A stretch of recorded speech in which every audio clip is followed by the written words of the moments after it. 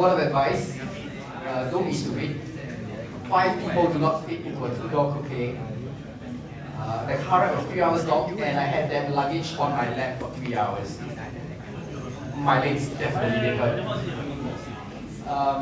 And when I finally arrived at Epicon, I checked into the hotel, went to the registration line, and with a con that has more than 10,000 people, the lines of registration, as efficient as they are, it's gonna take a while. So if I were you, get at least a sponsor, a super sponsor, so you can stay in the line. It's a dedicated line. If you get a regular queue, prepare to stand for a little while. And I got beers. As you probably know, I'm an alcohol enthusiast. As you can see, I got my beers. Just to make it clear, I had beers. And if I didn't get that point across, did I say I got beers? Now, Epicon is held in Pittsburgh. It's a very beautiful city. It was an old city that was a steel producing city. So back in the 1800s, late 1800s, early 1900s, it was a very, very strong city in terms of its economics. So we had a lot of very good architecture. A lot of these buildings are a lot newer, of course, but you have beautiful places like this is Asian supermarket. So I went to find Indomie. I went halfway around the world to look for Indomie. And for your information, yes, there is Indomie. No, I did not buy it, sadly. But you can see beautiful cathedrals that are at least 100 years old. Some buildings that are big office buildings that are at least 100 years old as well. And the streets are so beautiful, you just take LinkedIn photos just because but the city is quite wild. It's in the US, so you can buy pepper spray because it's the US. You can buy pepper spray. But accessibility is something very important, I think, around the world. The US is always talking about accessibility. So a lot of the doors that you see around the US, there's this button for handicapped people, so this caution door. So you punch the button, the doors actually open for you. But something's really confusing me because the architects probably did not figure out what they were doing, because right next to that button for wheelchair users, for a bunch of stairs, there were no ramps, so you could wheel yourself in through the stairs. And yeah, they didn't think this through. So I'm just going to talk really about food. So back in the Asian supermarket, again, halfway around the world, Yo's, Coca, Furry, all the Asian drinks that you're used to seeing and stuff. Hot chocolate. The hot chocolates are amazing in the US. They're a lot thicker than what you get here. And they're very luxurious. And they serve a whole pot. It's just great. Would anybody like to guess what meal this was? Is it lunch, dinner, brunch, dinner, brunch? So this was 8 in the morning in the US. They served me fries, crab load of pastrami, bacon. I couldn't even see the muffin. This was like 8, 9 in the morning. It was amazing. But I could feel my heart kind of seize up right after that. The food is amazing in the US. Like, it's a lot more rich than we have got used to. A lot heavier as well. The pizza is amazing. And the Mexican food that you get is so good. Like, Mexican food in Asia just doesn't matter. Mexican food in the US is much better. Even Taco Bells in the US are much better. This is a very famous one right across the street from the convention center in Pittsburgh. All the furries go there. The food is great, not too expensive, and it's a fantastic time. I'm not sure like when This is the regular one. This too was breakfast. Roasted potatoes, a fried sandwich. Okay, furry stuff.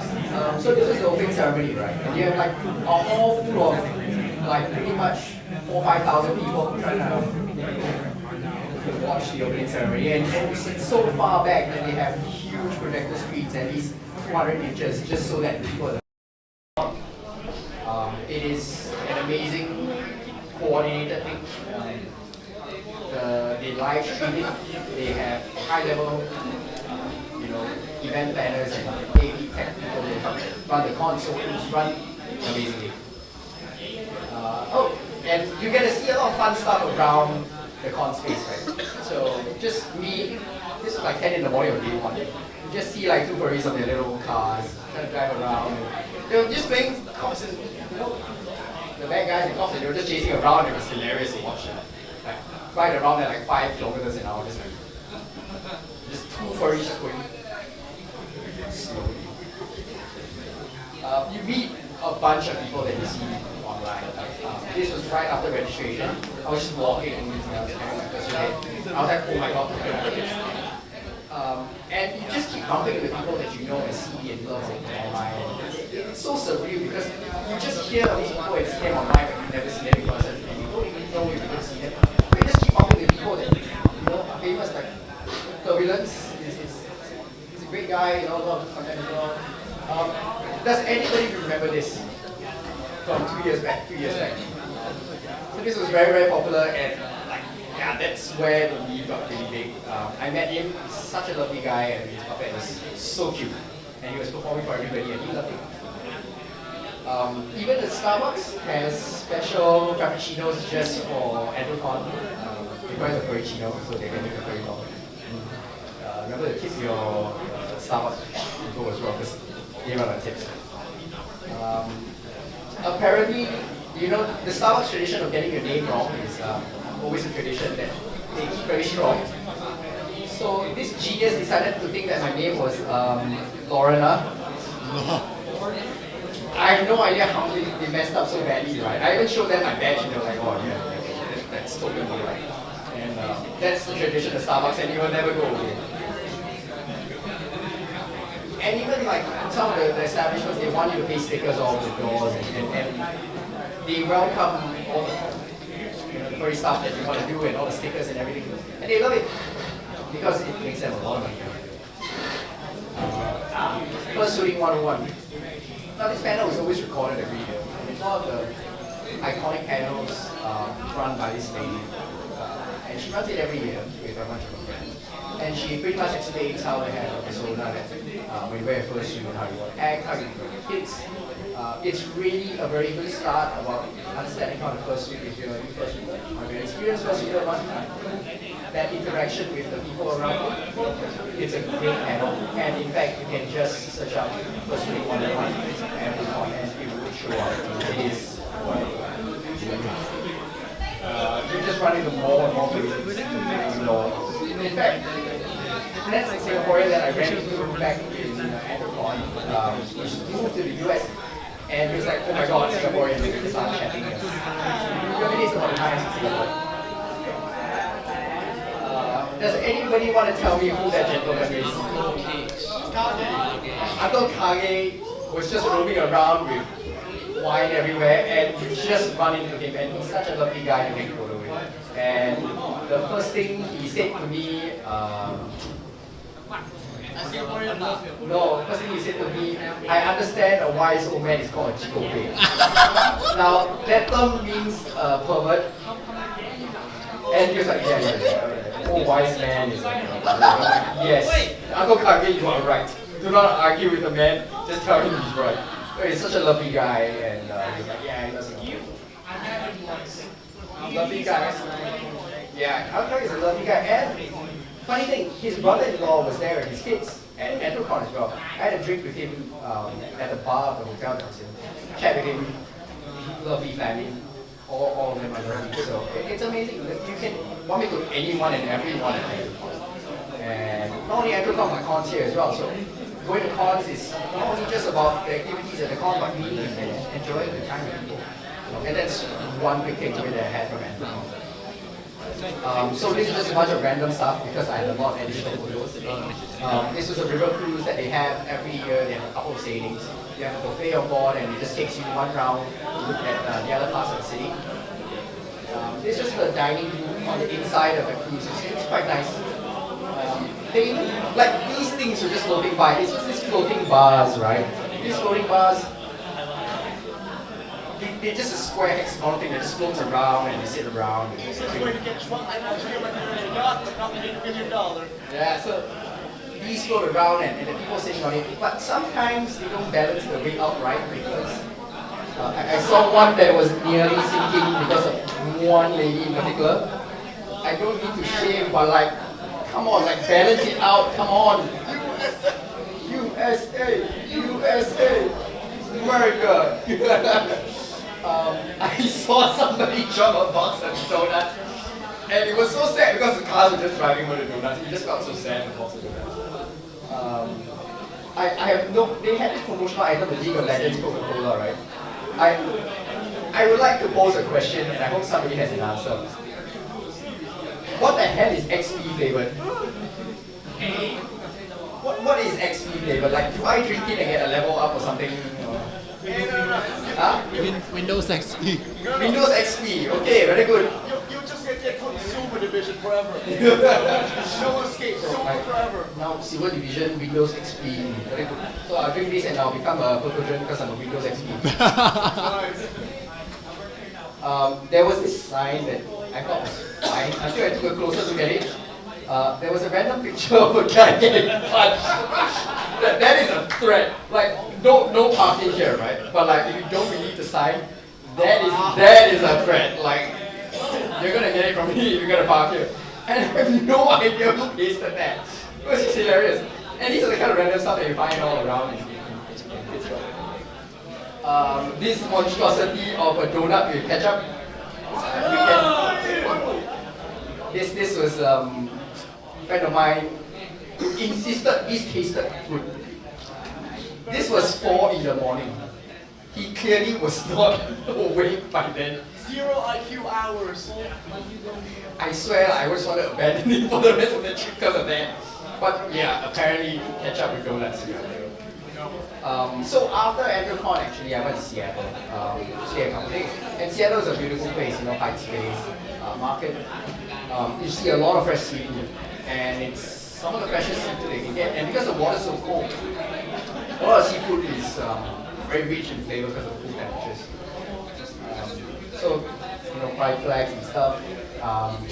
Fabulous bars as well. Obviously, meat and bars, makes sense. Oysters are fresh. These are important as well. Mac and cheese and the soups. These are some of the best things I've ever eaten in my life. The mac and cheese in Seattle is next level. You need to try that place. And if you ever want to find out what place that is, drop me a text. I will tell you the exact location. And the clam chowder is just a short walk away.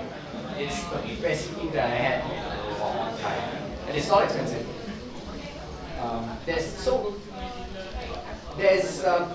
It wasn't expensive back then, now not so much. It's less cheap, but it's still not that bad compared to when you eat in a restaurant. So it's alright. If it's alright, yeah, it's alright. I'm complaining about their administration. That's true. So at Pike's Place, it's not only a one-floor market, there's many floors in the market, and it's beautiful. They keep the veneer flooring and everything as it was, and the lights are old and not the new stuff, right? The world's first Starbucks was also from Seattle. It was a very touristy location, of course, and you can buy merchandise that you only can't get at the other Starbucks. So it's great if you have the chance, please go. It's very crowded, and because it was the first Starbucks, right, the coffee at this outlet is a lot better than the other ones that you get. So much better than the coffee. But they can't compare to coffees in Vietnam, so just don't even bother. Get the coffees here. This is a chocolate factory that was along Seattle. Now, when I walked in, I felt that I could get diabetes by breathing in the sweet air because there was so much sugar in the air. Just walking in, you could feel your throat closing up, and it was just sugar and sugar and sugar. Everything smelled so good, but it was diabetes from air. And the view at night. This was from my hotel room. I was on the 48th floor or something. It was a beautiful view, even at night, of the city lights and streets. I found an Southeast Asian eatery. They sold chicken rice for $18 US. They sold $18 US for a plate of chicken rice. 1.8.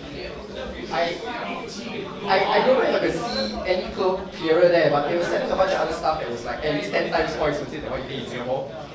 So I was like, no. But I went in to judge every single thing, and I was like, oh, like superiority when you go there. This was actually not that particular trip, but this was just last year in early May. Now, if you see at the bottom left there, you see some of the orange barricades, right? And these orange barricades, they actually blocked up one entire block around this hotel. Now, I didn't understand why they blocked the hotel off for one entire round until somebody I spoke to was like, oh, Joe Biden's staying at the hotel tonight. And I was staying in that hotel just for one night, just because I needed to catch a flight the next day back to Singapore.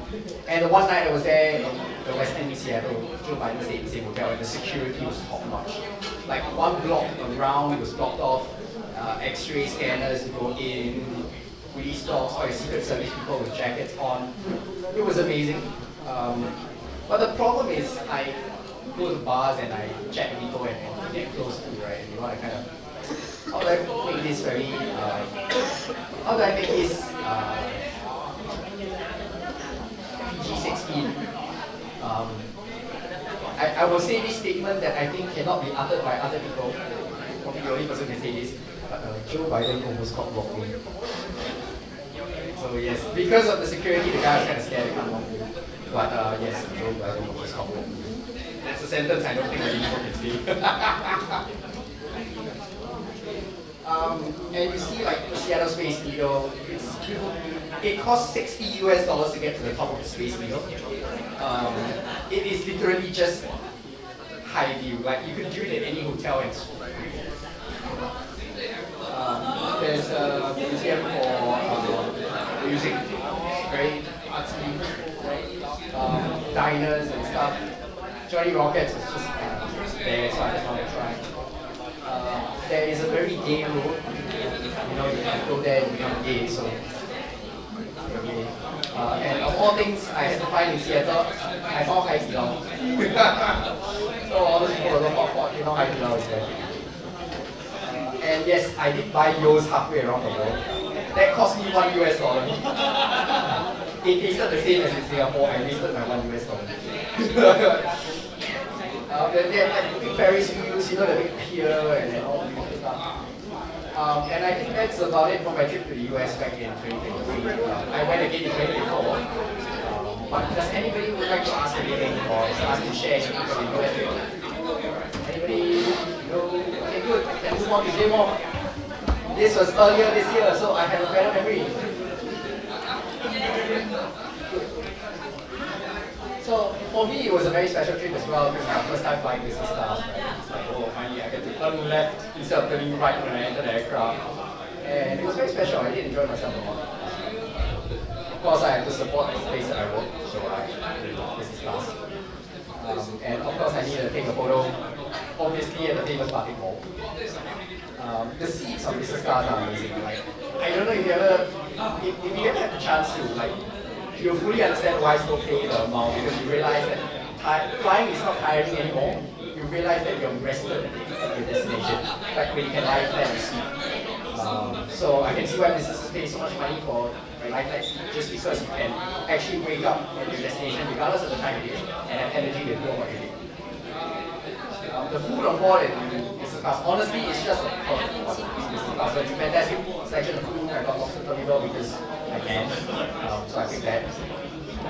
And because it was my birthday, it was a couple days before my birthday, but I did request for a birthday cake days before my flight, and they did serve it to me very nicely. And I felt kind of embarrassed to have somebody taking a photo of me in the first trip. Like, who is this fucking user taking a photo? How's that user? So it was fun. They gave me a little bear, some many kids, and pretty sizable cake. So we arrived, right, and the trains in Japan, so this was arrival in Nagoya in Japan, and in Japan trains are amazing because they give you luggage space for traveling between cities on the train, so you don't need to worry too much about lugging your luggage around or if I travel in Japan, can I go around? So actually Japan is very convenient travel by public transport, you don't really need to drive. Though I do enjoy driving, and I did drive. It's not that bad. I rented a K car that is probably this wide. You could use your hand to touch both sides of the car. Oh, you have it here. Oh, so you guys have K cars as well. So Suzuki carries, right? So it was a similar size car, and it was tiny, right? But you get to see, because I drove, you can go to places that public transport doesn't do. And I went to the seaside in Irashi, and it was absolutely beautiful. We sat there for a good hour watching the sunset because it was just so beautiful. Words cannot describe how beautiful the scene was in person. And this is only like just to give you a flavor of what it really looks like there. I did not edit this photo at all, that's really how it looked like on the day. And yes, because we're furries, so free heads. And that is me still, so just to give you an idea how small the car is, I'm a very small man.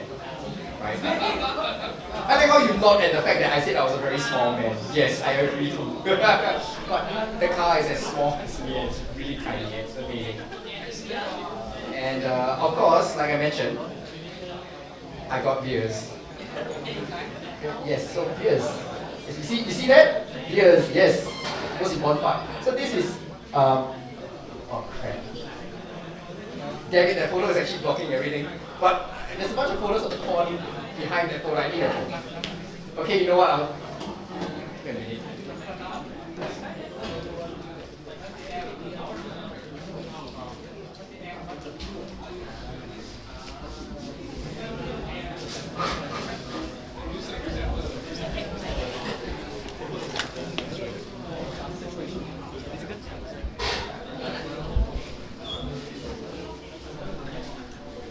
Okay, yeah, it works again. What's up? No, because the one photo I'm going to put in the transition. Okay, I fixed it. Nothing happened. So, JMOF itself actually was pretty good. They actually arranged the overflow hotels right above the train station that you arrive from via Shinkansen or local train. So the hotel is actually quite far off. So they have a shuttle bus every like 15 to 30 minutes. And they put up nice signs to say where you need to go, and they put the logos up. So they work very closely with the city as well. Because this is a very small sleepy city, little town in Japan. So it's nothing that big. So local tourism board does work quite closely with JMOF. And the JMOF flag, they put JMOF flags up. There's a lot of photo opportunities as well. So this was the opening ceremony. It's also very crowded. It's about 1,400 attendees. The hotel is a lot smaller than all the other corners. This is the photo shoot for the foreigners who are at JMOF. I don't know why there's a shoot just for foreigners, but there's a shoot just for foreigners. I'm not sure if you remember or identify any people that you recognize. One of them is kind of like a TikToker who does a lot of content as well. And Rhythm on the floor lying down, she's a fantastic woman. I love her to death. I have my good morning photos, the boomer photos. Happy Chinese New Year, good fortune, and because it looks like those boomer photos that they take, right? They go, yes, very good. Happy Chinese New Year. So I've got to take a bunch of boomer photos as well. You can just have fun with a bunch of people even though you completely do not know them. And from spaces halfway around the world. You sing a lot of karaoke in Japan as well, so you get a chance to sing and have fun and stuff that you normally wouldn't do. And at karaoke, I too got beers. As you can see, I have beers. And this was the big photo shoot of all the first speakers at JMOF. This was on the last day, just before the closing ceremony. I'm not sure if you noticed special guests in that photo, but we have Don Pen from Donkey in the photo as well. Fun fact, the hotel is right next to Japan's biggest Donkey Hotel, so Don Pen is like a picture of JMOF now. So that means Donkey is canon. Donkey is a furry. It's now canon. And yeah, the first one was fun because it's 5 degrees out, right? No matter how much fabric you put on, you're still kind of cold. So, and the winds were very strong, so I was kind of cold in that photo. And it's very nice. And this was the closing ceremony. Again, at least 1,000 people in the hall. And yeah, Fandom is 2,470, which is the biggest they ever had. But a lot of people were staying in the hotel, so that's how they managed to get that number. And the special thing about JMOF is they have this this party, after party, in the evening of the last day. It's called Dead Dog Party. It's basically a massive drinking session for everybody. So obviously, I got beers. I think it's the fourth time I say this channel, so yes, I got beers. You can see there's 6 there, a lot of it. So it's basically a drinking session with a little bit of food around, and it gives everybody some, you know, a place to party with everybody at the corner, rather than just, you know, people having small groups to party. You know, now there's a big room and everybody parties up to like midnight.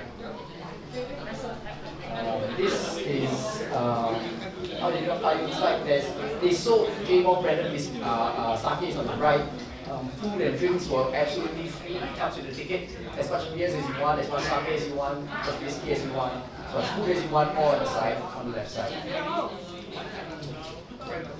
So once I was done with JMOF, I was sad. I took the train to Kyoto, which is a very nice city, you know, lots of beautiful places. God damn it. The last transition doesn't load, but it's okay. I kind of want to skip this slide because I'm kind of running out of time. But Osaka is pretty nice as well. Kyoto and Nara were just looking at the deers and bamboo forest. It was really just sightseeing. But what I really didn't like about Kyoto and Nara was that it was a lot of tourists. Like, it was just tourists everywhere. Like, I know I'm part of that number of being a tourist, but it was tourists everywhere. It was crowded everywhere, everything was expensive, and people were kind of obnoxious if you ask me. Yeah. But Osaka was slightly better, slightly bigger town. Lots of tourists still. This is Dotonbori, famous river back in Osaka as well.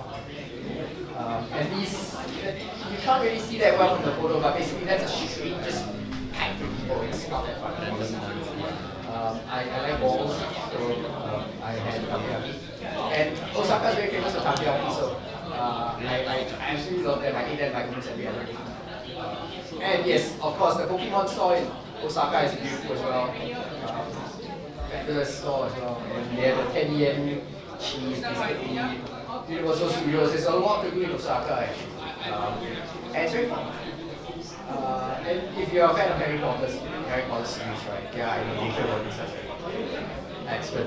But yeah, there's a whole Harry Potter thing. And if you like it, you really like it. And the food at Universal Studios is really nice as well. Not to the standard of Disney, but you know. Hey, the funny number. I got the funny number. I did not plan this. The ticket just printed out. Funny number. Funny number.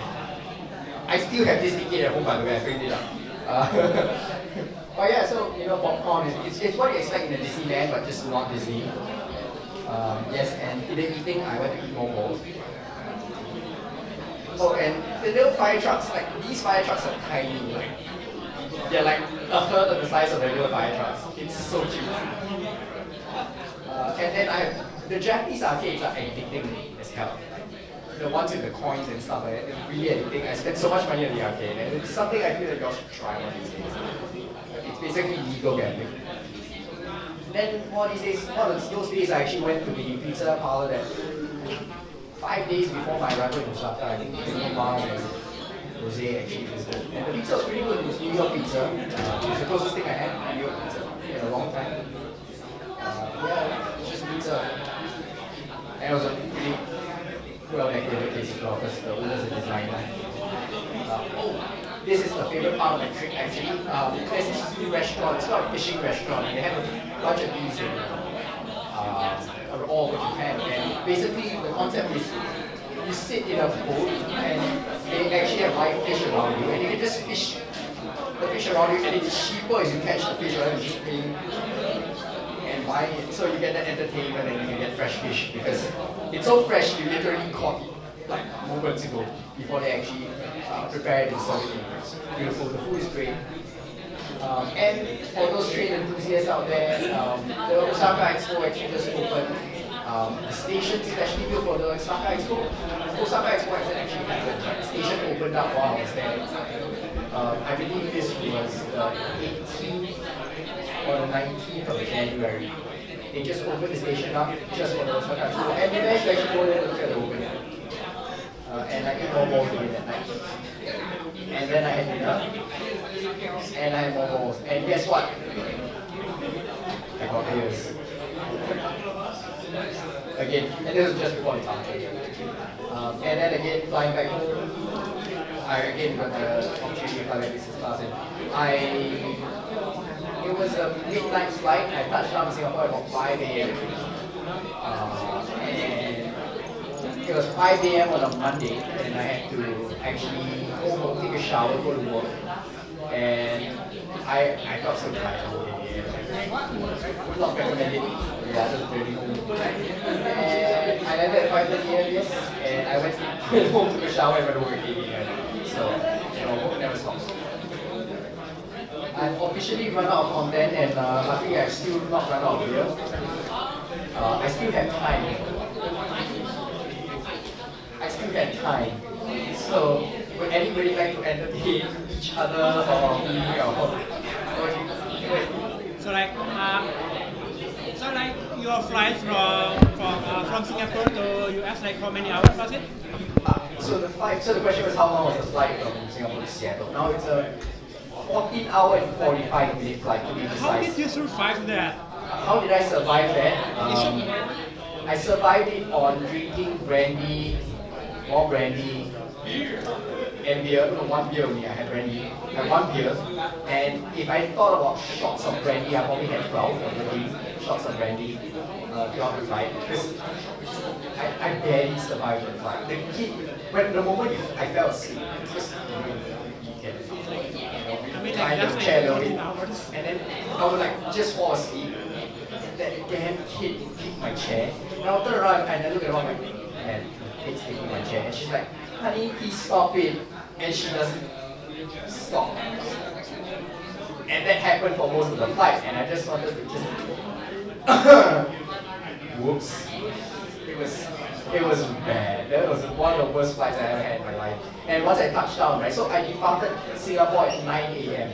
I arrived in Seattle at 8:45 a.m. the same day because it was a 14-hour 45-minute flight. The time difference was back 15 hours. So I went on that flight, not sleeping for 24 hours, thinking I would sleep on the flight, and reach there and wake up, right?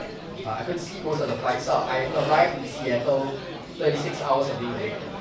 I crashed in the hotel room for a couple hours, and then I took my domestic 4-hour flight, which was another red eye, so I departed in the evening in Seattle and woke up in Cleveland at about 8 a.m. Yeah, and that was during the Canadian forest fires as well, so it was it was very tough. I spent about 30 hours driving. I recommend taking a day or two before going to another part of the US so that you can avoid the power. So do schedule that. And if you go to the US, right, don't enter and exit out of the same city. The US is very big. If you enter through Seattle, exit through Los Angeles or San Francisco, or exit through New York, right? So you cover the whole East Coast and West Coast, so you don't double back and see the same thing twice. But yeah, I think it was even longer going back. It was actually 16 hours and 15 minutes going back because of the winds. And that was a tough flight. I actually got the RC instead, so I could stretch my legs. I spent most of my flight actually standing at the back of the galley talking to the crew, just they knew I was a colleague, so I kind of just stand around. Though I only work in the air and then I work on the ground, we still kind of talk about things and they add some of their frustrations to me and I kind of why they're frustrated. At least I can understand what they do. It's fun actually. I think they were so nice. They were offering me like, oh, do you want champagne from business class? Do you want the cheese platter from business class? It's very nice.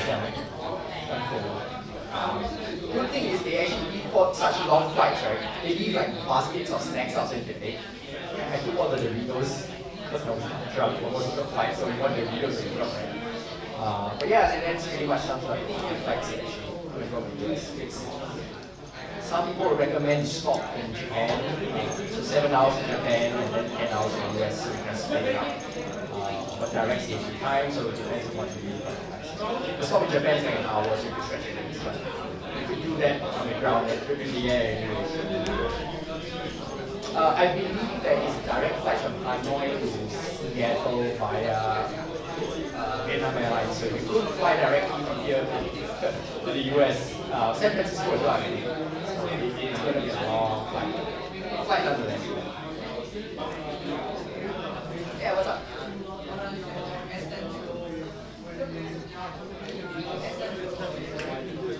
Why am I? Essential. Oh, okay, so the question was, what are the travel essentials that when I travel, right? And I travel quite a lot actually. The first thing I always bring is the international socket adapter, because every country you travel to has a different socket. So if you get one of these universal ones, that will make sure that at least you have one outlet that works for whatever you have. Right? Next thing I will always bring is medication. Bring some Fandom, paracetamol, some medication for headaches, for stomach flu, charcoal pills. Bring basic medication, because if you are going to fall sick for whatever reason, at least there's something on hand that you know you can trust medication-wise, rather than going to a doctor then you have no idea what to prescribe. Yeah, and you don't have to pay a lot for an overseas doctor. Next thing I would bring, what I bring when I go overseas.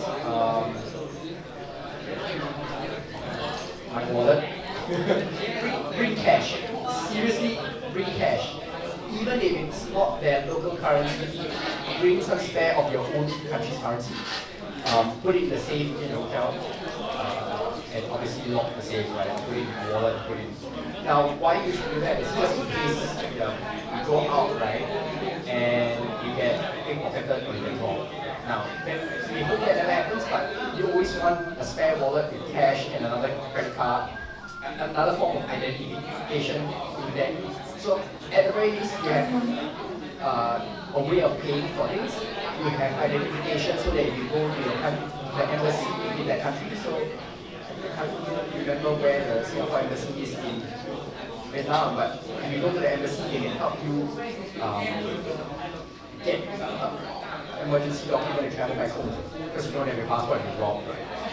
And cash can enable that. So you want to keep spares of cash, cards, ID, driver's license, a photocopy of your passport would even work as well. So some of these things I always travel with, because ultimately if you forget to bring certain things, most of the time you can actually buy them at wherever you're at. Be it expensive or cheap, you can buy most things wherever you're at. If you forget to bring some shirts, you can buy shirts, clothing, shoe breaks, you can buy shoes. But there's some things that you should be a bit more careful, like medication, prescriptions, extra spectacles. I'm wearing contacts right now, so these can get power. But yeah, more importantly is the power adapter for the power bank. I'm charging my phone right now actually because I have no use. But power bank is very important. That's most of the things that I will travel with. And yeah, if you just forget to bring something, just buy it. Don't think about, oh, I have to pay. If you need it, just buy it. I thought I forgot to bring my power bank, so I was really ready to buy it. But I like my personal one. I like the thickness, so that's why. Any other questions? It can be not even related about like this panel, like just general traveling stuff. What cons do I plan to visit in the future? So I'm going to Bangkok East in November. Bangkok in November, Bangkok East. I'm going to J-Hop again next year.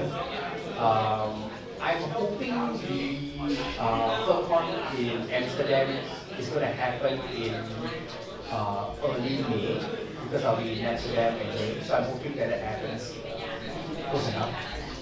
And one other US con that I'm not sure yet. I'm seeing who have tried. But normally I plan cons, like how most people plan cons, actually who know it's good. Because they make it fun. Yeah. The website I use, they have the schedule of all the FurCons, so I open it and just like, okay, these days are for me to work for you. So that's the best way to plan cons. Go with your friends. That makes cons all the more enjoyable. Anything else? Can be questions on travel related. I work in the travel trade, so I know about travel. Etiquettes, hotels. Favorite American food? Favorite American food?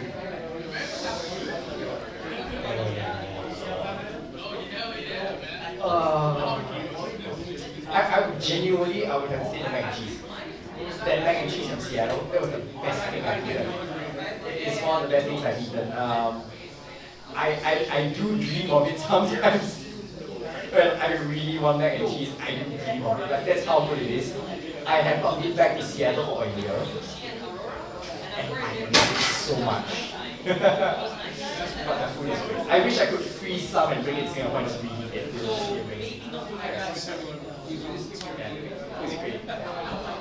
Any questions? I can help answer questions about flights, hotels as well. If anybody needs any advice on it as well.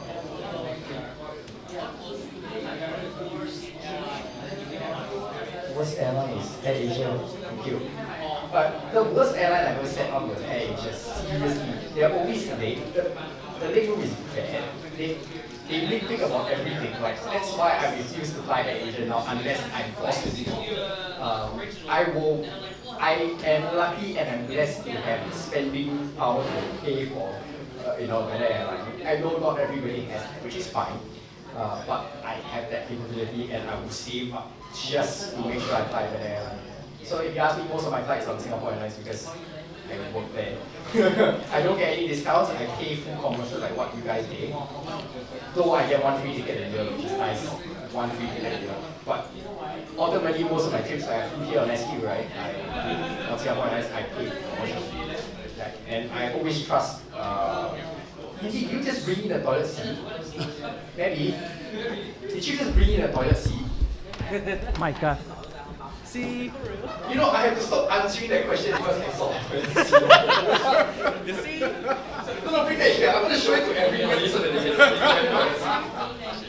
see. This is amazing. I brought this toilet to quite a number of Asia FurCons. Are you going to install this in your house? Yeah. So whoever stick your sticker on this, right, it's going to pee on you and shit on you. Oh my god, maybe why? I had to stop answering your question because of this. I'm sorry, I'm very distracted, like, why?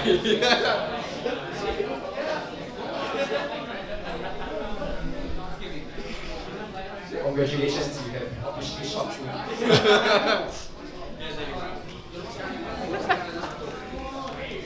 But yeah, if I were to say, like, most airlines are actually quite okay. You're talking about like what we call flag carriers that represent the country, right? So if you fly Vietnam Airlines, Thai Airways, Malaysia Airlines, Singapore Airlines, generally if they represent the country, they're generally okay.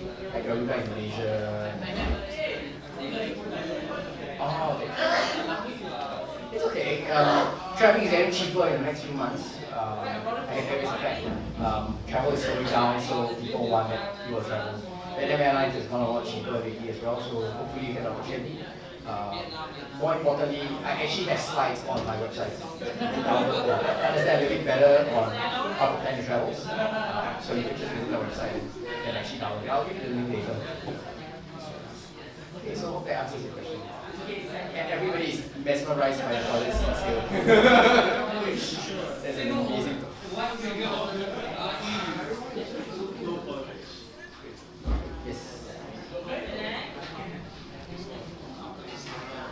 So that's most of the content I have already. So it's really an AMA now, like you can ask me like really anything. Why should I increase the ticket redemption, the loss redemption? Why? So the question was, why Singapore Airlines increase the number of miles needed to redeem a ticket? It's called inflation. Not the hot kind, not the hot furry kind, but it's the economics kind. Things got very expensive. Fuel got 40% more expensive. In-flight meals got 40% more expensive. Cost of labor got 20% more expensive. So everything kind of went up, so we need more miles now. please sign up for the KrisFlyer Korean card. Thank you. Love your country, fire skill. Some national pride, please. Thank you.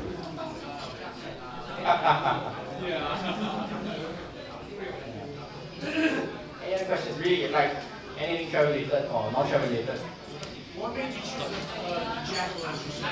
What made me choose Jackal as a persona? Honestly, I kind of just stumbled upon it. My original idea was like blue dog. Like before I knew about the name of being a blue dog, right? I actually wanted to choose blue dog. Then one fine day, I just was like, okay, yeah, the looks is pretty cool, and then that's how it kind of went. Yeah, so that's actually how that came about.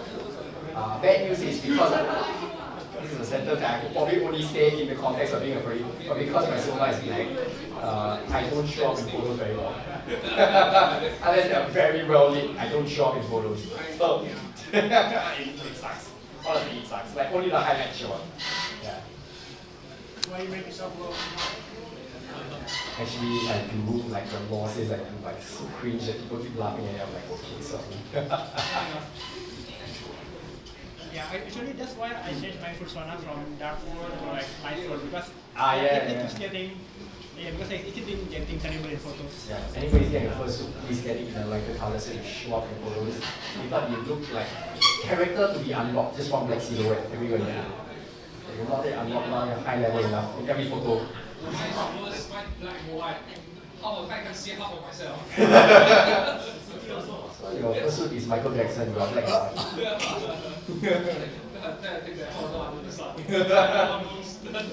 the black will probably like cook you from the inside because it absorbs all the heat, right? Yeah, it happens as well for me. Like I can never fursuit in the sun because the fur and like the head actually get hot. Crack an egg, you want me to cook it, you know? Yes, that's anything else. I'm just here burning time, to be honest, I'm just stalling for time.